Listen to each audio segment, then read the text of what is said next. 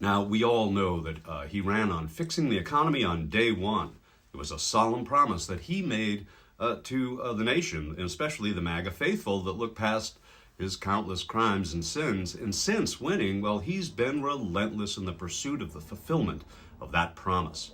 Now, before we show you today's breaking news about the results of President Trump's tireless efforts to address national issues like the devastation of expensive eggs, we thought it best to first show you his tireless efforts as he speaks inspirational words to America's workforce. Federal employees must once again show up to work. It's a new phenomenon, since COVID.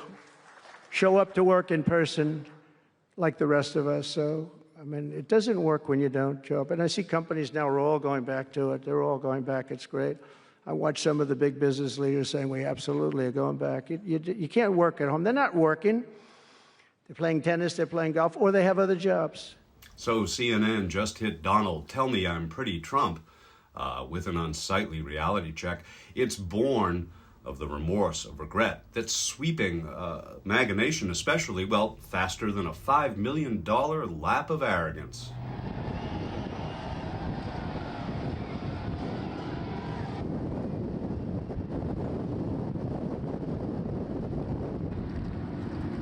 Now, that bit of spotlight hogging, Donald Trump's joyride around the Daytona 500, that only cost American taxpayers, Jagger, around $5 million.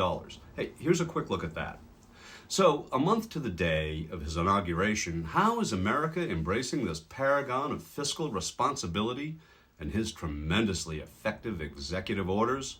Well, CNN has startling numbers from a breaking report. We have it coming right up next. And you will see the stunning poll numbers. Well, they more than bear out this word that we hear on the streets of downtown Magaville. Yeah, we voted for Trump in 2016, 2020, and 2024.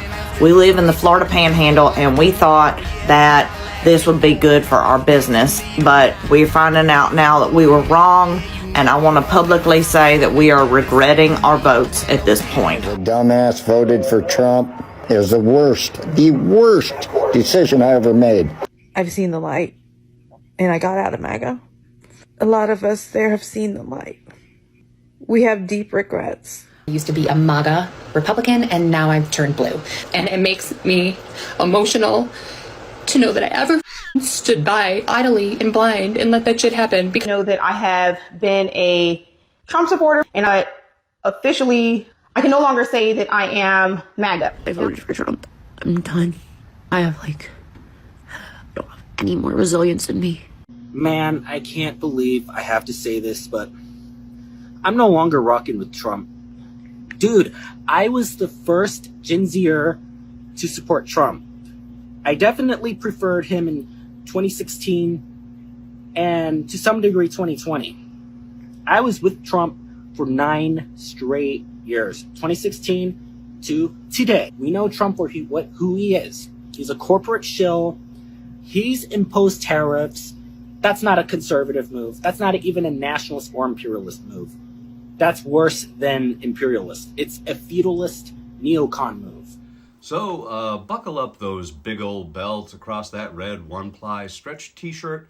Tie up those golden high tops that you bought. Maybe open up that Trump-signed Bible and read it, along with these CNN poll numbers and week. Last day and change has been the worst day of polling for Donald Trump during his entire second term in office. What am I talking about here? Take a look at Trump's net approval rating. CNN, you see it on this side of the screen, -5. Gallup, -6. Ipsos, -7. Quinnipiac, -4. Negative, negative, negative, negative, underwater, underwater, underwater, underwater. These 4 polls, all of them tell a consistent story, and that is Trump is on the negative side of the ledger. His net approval is negative. He is underwater like the Little Mermaid.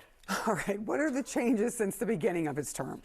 January. Right. All right. So we don't have a CNN poll to compare, but we do have the other 3 pollsters that we can look at. Trump's net approval rating, the change since January. Look at this. Gallup, down 5 points. Quinnipiac, down 7 points. Ipsos, down 13 points. They polled right at the beginning of his presidency, so not a big surprise that shows the worst the worst change for Donald Trump. But the bottom line is this. Across the 4 new polls that we have, all of them have Trump in net negative approval rating, and the 3 in which we have a trend line, we see Donald Trump heading in the wrong direction, swimming upstream, you might say. What is driving this? Like, what is making people so upset? Yeah, you know, one of Donald Trump's great strengths during his first term, one of Donald Trump's great strengths during the 2024 campaign was the economy, the idea that Donald Trump could fix the economy. This was one of Donald Trump's great strengths. Now it's one of his great weaknesses. What am I talking about? Trump's net approval rating. You go back to his first term, February 2017, Ipsos, he was at plus 16 points on his net approval. Quinnipiac, plus 6. Look at where he is now in Ipsos. He's 8 points underwater on the economy. Quinnipiac, 4 points under on the economy. I honestly never thought I'd see the day in which Donald Trump would be polling so poor on the economy, but that day is here. As I said last week, inflation ate the Joe Biden presidency alive, and right now it is very much the case that Donald Trump is in danger of inflation eating his presidency alive because his net approval ratings on the economy are underwater. Your man, he ran on the price of eggs, absent of any shred of human values, and he won. Now, maybe you're not that stereotypical MAGA dope. Maybe you're smarter than that. You know, maybe you had other reasons to check that box. But no matter. Pull up a Walmart lawn chair because maybe you thought you were getting a place at Trump's table with your vote. But history now will always seat you right here with your kind. Hold my Bud Light.